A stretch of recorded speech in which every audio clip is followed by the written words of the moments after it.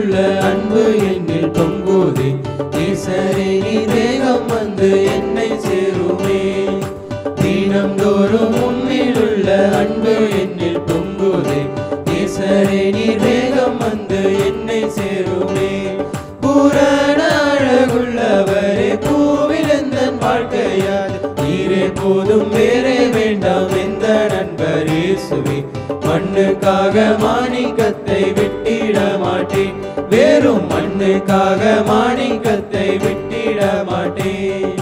இயேசுவை போல் அழகுள்ளோர் யாரையும் நீ பூமியில் இதுவரை கண்டதில்லை, காண்பதும் இல்லை. இயேசுவை போல் அழகுள்ளோர் யாரையும் நீ பூமியில் இதுவரை கண்டதில்லை, காண்பதும் இல்லை.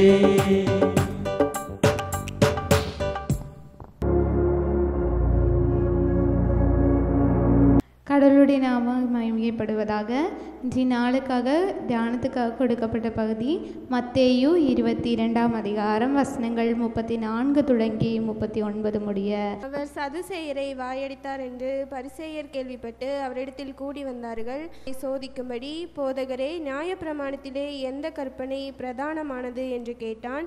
இயேசு அவனை நோக்கி, உன் தேவனாகிய கர்த்தரிடத்தில் உன் முழு இருதயத்தோடும் உன் முழு ஆத்மாவோடும் உன் முழு மனதோடும் அன்பு கூறுவாயாக. இது முதலாம் பிரதான கற்பனை. இதற்கு ஒப்பாய் இருக்கிற இரண்டாம் கற்பனை என்னவென்றால், உன்னிடத்தில் நீ அன்பு கூறுவது போல பிறனிடத்திலும் அன்பு கூறுவாயாக என்பதே என்றார். நாம் யாவரும் கண்களை மூடி ஜெபம் செய்வோமாக. சகலமும் தாங்கும் சகலமும் நம்பும் மிகைப்படவென்னும் மேன்மை பற்றோங்கும் அன்பே பிரதானம் சகோதரர் அன்பே பிரதானம். அன்புள்ள தகப்பனே, கொடுக்கப்பட்ட இந்த நேரத்துக்காக உமக்கு நன்றி ஏசப்பா. வேலை கூட கத்தாவே, ஆண்டவரே, வேதாகமத்திலிருந்து ஒரு பகுதியை கத்தாவே நாங்கள் தியானிக்க போகிறோம். இந்த பகுதி கத்தாவே எங்களுக்கு பிரயோஜனமாக இருக்க தேவரீர் ஆசீர்வதிங்க. ஆண்டவரே, இந்த பிரசங்கத்தை கூட தேவரீர் ஆசீர்வதிக்க வேண்டும் என்று ஜெபிக்கிறோம். எல்லாவற்றையும் பொறுப்பாத்தில் வைக்கிறோம். இயேசு கிறிஸ்துவின் நாமத்தால் ஜெபிக்கிறோம் ஜீவனுள்ள நல்ல பிதாவே, ஆமேன். அப்போ இந்த வேத பகுதியில் அதிகமாக குறிப்பிடப்படுற ஒரு வார்த்தைங்கிறது அன்பு அல்லங்க. அப்போது இன்றைய காலகட்டத்தில் பார்த்திங்கன்னா யாருக்கிட்டேயும் இல்லாதது அல்லது குறைந்து வர்றது தான் நம்ம என்னன்னு சொல்லலாம், அன்புன்னு சொல்லலாம். அப்போது கடவுள் பழைய ஏற்பாட்டில் 10 கட்டளைகள் கொடுத்தாலும் புதிய ஏற்பாட்டில் 2 பிரதான கற்பனைகள் தான் சொல்லியிருப்பார். அதுலேயும் அவர் அதிகமாக குறிப்பிடுறது அன்புங்கிறத அதிகமாக அதில் குறிப்பிடுறாரு. அப்போது இன்றைய நாளிலிருந்து நம்ம கற்றுக்கிற வேண்டிய ஒரு விஷயம், நாம் எப்படி அன்பு செலுத்த வேண்டும் அல்லது யார் இடத்துல அன்பு செலுத்த வேண்டும். அப்போ நம்ம யாருக்கிட்ட தான் அன்பு செலுத்தணும் அப்படின்னு சொல்லி 3 காரியங்கள் வழியாக பார்க்கலாம். முதலாவதாக, ஆண்டவரிடத்தில் நம்ம அன்பு செலுத்துகிறவர்களாக இருக்க வேண்டும். அதாவது அன்புங்கிறது நம்ம யாருக்கிட்ட முதல்ல செலுத்தணும்னா ஆண்டவர்கிட்ட. ஏன் செலுத்தணும்? அதாவது கடவுள் தான் நம்மளை என்ன பண்ணார், படைத்து உருவாக்கி இந்த அளவுக்கு நம்மளை நல்லா இருக்க உதவி செஞ்சுருக்காரு. அப்போ நம்ம என்ன பண்ணணும்னா கடவுள் மேலே தான் அன்பு செலுத்துகிறவர்களாக இருக்க வேண்டும்.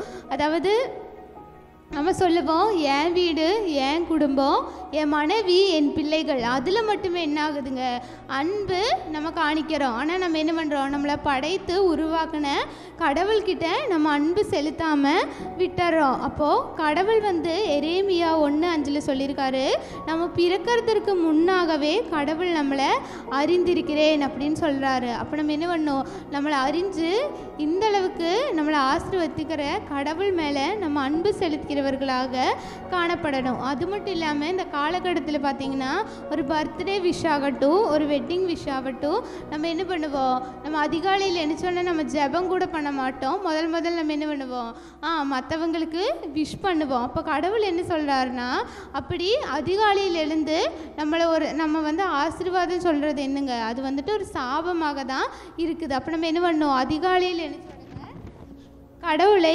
தேடுகிறவர்களாக நம்ம இருக்கணும். அதாவது வேதாகமத்தில் பார்த்தீங்கன்னா சாத்ராக், மேஷாக், ஆபேத்நேகும், தானியேல் இவங்கள பார்த்தீங்கன்னா என்னோட உயிர் போகிற தருவாயில் கூட என்ன பண்ணுறாங்க, கடவுளை விட்டு கொடுக்காம கடவுள் மேலே அவ்வளோ அன்பாக இருந்தனால தான் தன்னுடைய மரணத்தில் கூட கடவுளை நாங்கள் நிராகரிக்க மாட்டோம் அப்படின்னு சொல்லி சொல்கிறாங்க.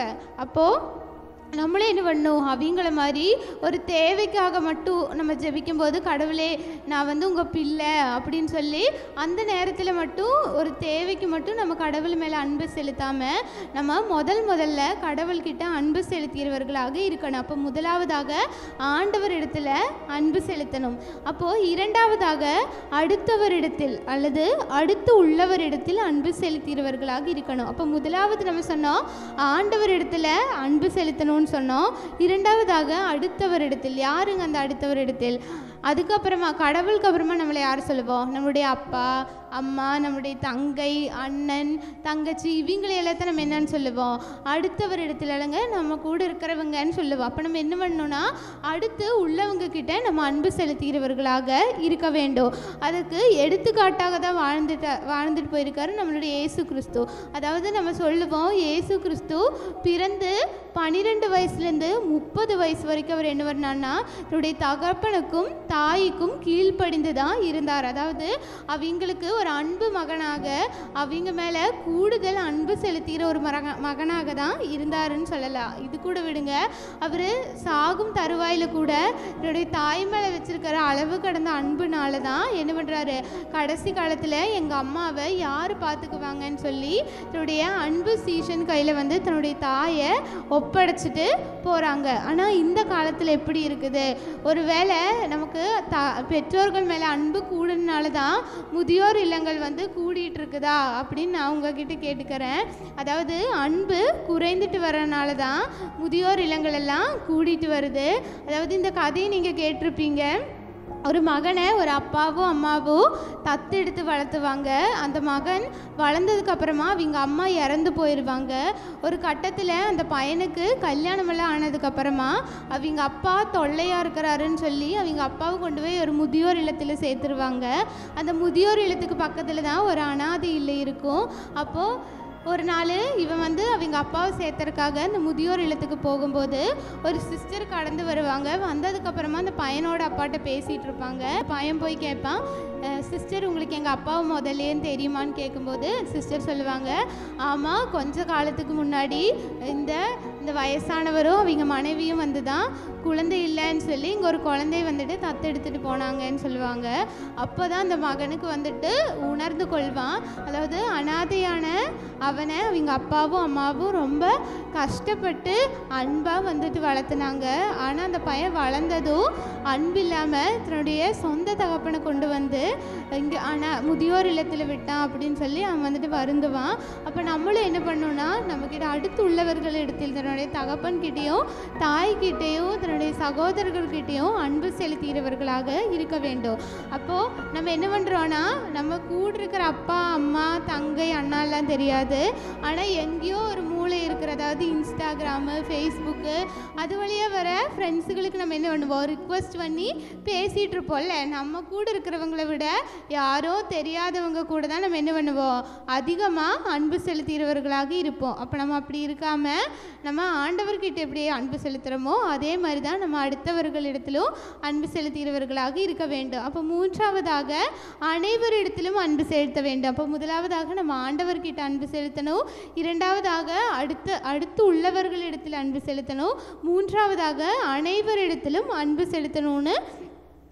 செலுத்த வேண்டும். அதாவது 1 கொரிந்தியர் 13வது அதிகாரம் வாசித்தீங்கன்னா ஃபுல்லாகவே அன்பை பற்றி தான் சொல்லுது. 1 யோவான் 4:8 பார்த்தீங்கன்னா அன்பு இல்லாதவன் தேவனை அறியான் என்று சொல்லுது. அப்போ தேவனுடைய பிள்ளைகள் நம்ம என்ன பண்ணணும், தேவனிடத்தில் அன்பு செலுத்தணும். அதே மாதிரி அடுத்துள்ளவர்களிடத்தில், அது மட்டும் இல்லாமல் நம்ம கூட சுற்றி இருக்கிற எல்லாத்துக்கிட்டையும் அன்பு செலுத்துகிறவர்களாக இருக்க வேண்டும். நமக்கு தெரியும் இங்கே இருக்கிற சிலுவை அல்லங்க, இந்த சிலுவையில் என்னங்க, அதாவது மேலேருந்து ஒரு கோடு இருக்குது, அது வழியாக வேறொரு கோடும் போகுது அல்லங்க. இப்போ மேலே தொட்டு கீழே வர எதை குறிக்குதுன்னா நமக்கும் ஆண்டவருக்கும் இடையில் உள்ள அன்பை தான் குறிக்குது. அப்படி இந்த சைடு இப்போ லெஃப்ட் டு ரைட்டு போகிற அந்த கோடு எதை குறிக்குதுன்னா நமக்கும் பிற மனுஷங்களுக்குள்ள அன்பை தான் வந்துட்டு குறிக்குது. அப்போ நம்ம என்ன பண்ணோன்னா கடவுள்கிட்ட மட்டும் இல்லை, அடுத்தவர்கள்கிட்ட மட்டும் இல்லை, நம்ம என்ன பண்ணணும், நம்மளை சுற்றி இருக்கிற அனைவரிடத்திலும் அன்பு செலுத்தியவர்களாக இருக்க வேண்டும். அது மட்டும் இல்லாமல் எப்படி அன்பு கூறணும்னு 1 யோவான் 3:18 சொல்லியிருக்காங்க.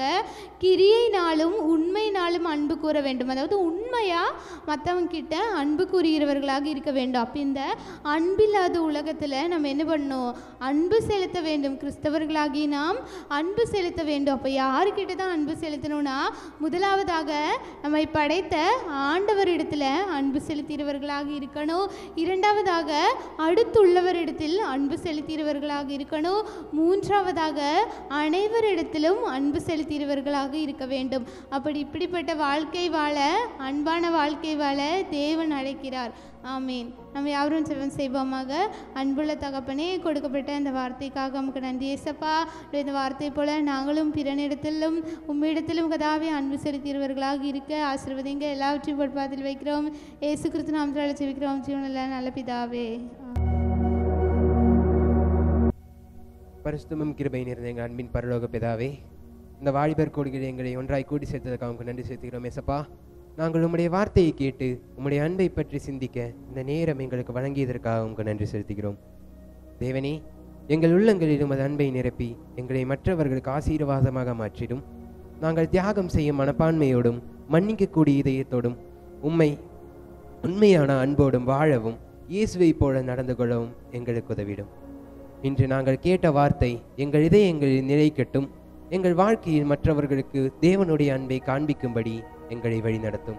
இளைஞர்களாக உம்மை மகிமைப்படுத்தும் வாழ்க்கை நடத்த சத்தியப்படுத்தும். இனி நாம் இங்கிருந்து புறப்படும் போது உமது சமாதானமும் அருளும் எங்களோடு இருக்கட்டும். இயேசு கிறிஸ்துவின் மூலம் ஜெபிக்கிறோம் ஜீவனுள்ள நல்ல பிதாவே. ஆமீன்.